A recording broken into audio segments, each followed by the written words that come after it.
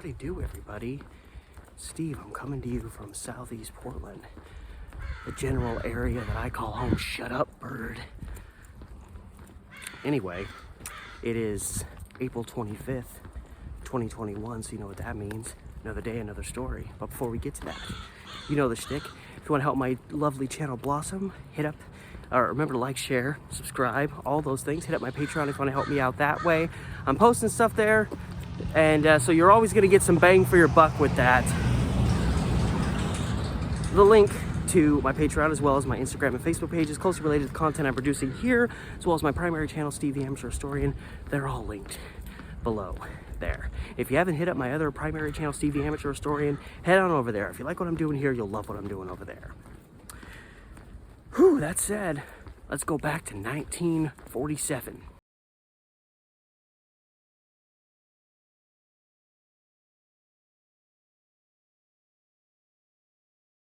Now, this story has grabbed and held my attention.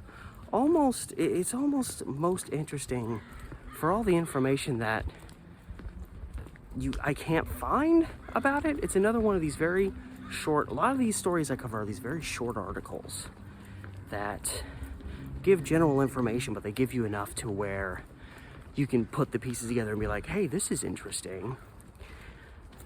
But I don't really, and they don't explain it.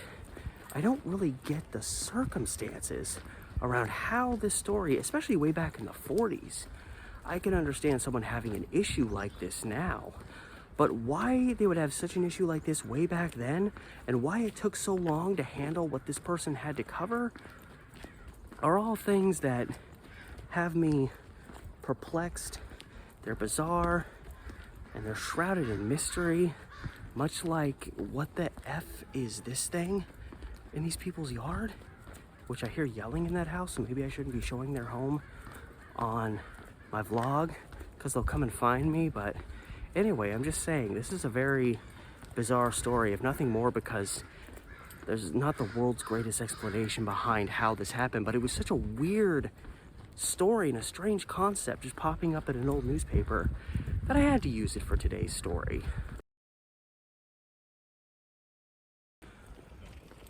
So we have a Portlander named, get this, John Chinichik. That's how it's spelled, that's how I'm gonna say it. He was a Russian immigrant living in Portland, and apparently, now again, this story was reported in 1947, which would mean Mr.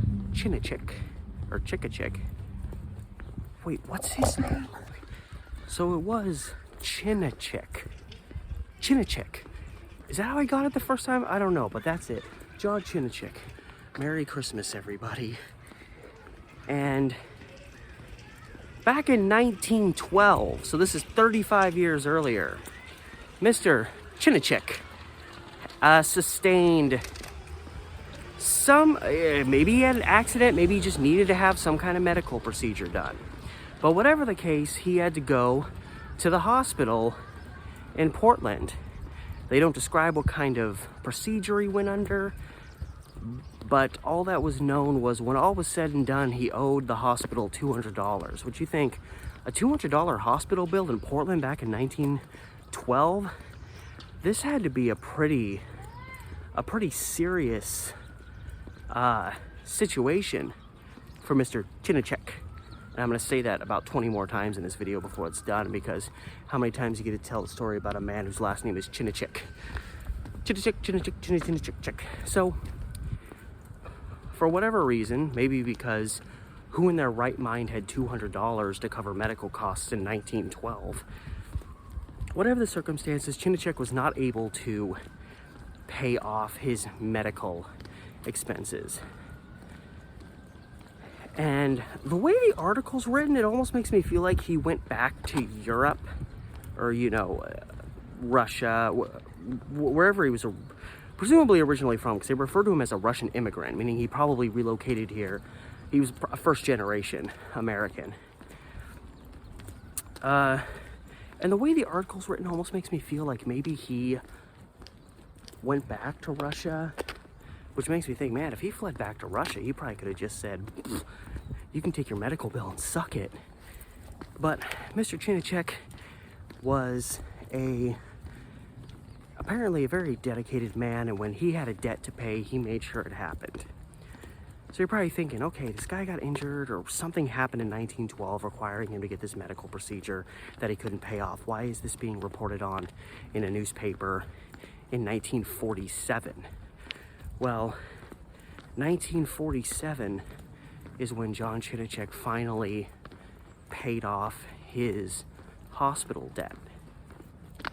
So it took the guy 35 years to pay off his $200 medical bill. And apparently, see, that's another thing that makes me think that, like, maybe because wouldn't they be pressuring him and hassling him? Like, you got, like, you know, they didn't really, you know, they didn't have like payment plans the same way that like we do now. Like, you know, if you had to pay for something way back when, you had to pay for it.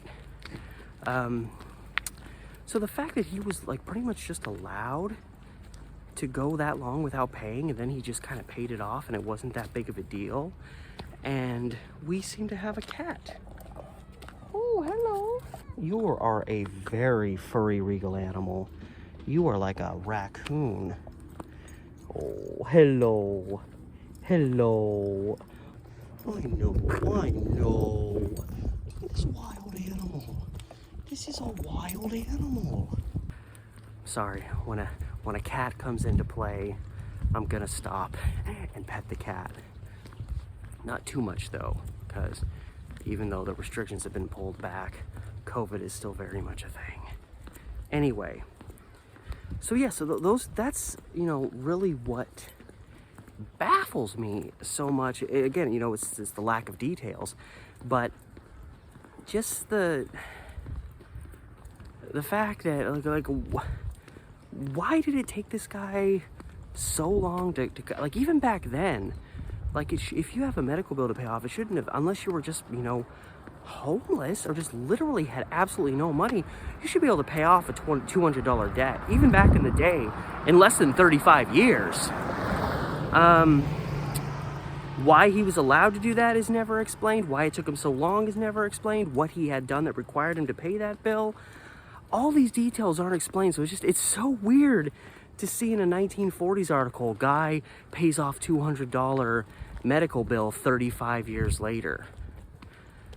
And you know, and he didn't, again, this is another thing that makes me think like he either moved to another state or he put himself into some living situation where the hospital really couldn't come after him for the bill. So, because I'm also like, why wouldn't he try to like make little payments at a time if that was really much of a, because obviously that's pretty much how people pay bills now because they're so ridiculously priced. You can't really pay a bill in full, but it's just interesting that he pays nothing for 35 years and then suddenly, boom, $200 for you. There you go, local Portland hospital. So I don't, that's what gets me about the story, beyond the strangeness of it, is the lack of information to explain the circumstances behind how this thing ended up going the way that it went. So, I mean, you could say in a situation where, I mean, there was a resolution, the guy paid his debt.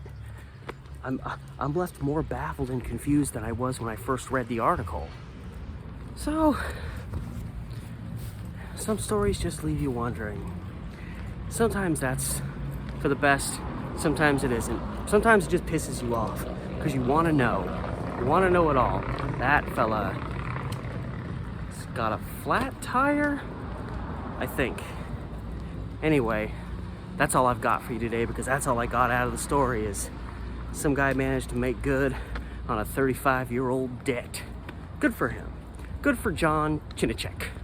Chinachek. Okay, I'm done.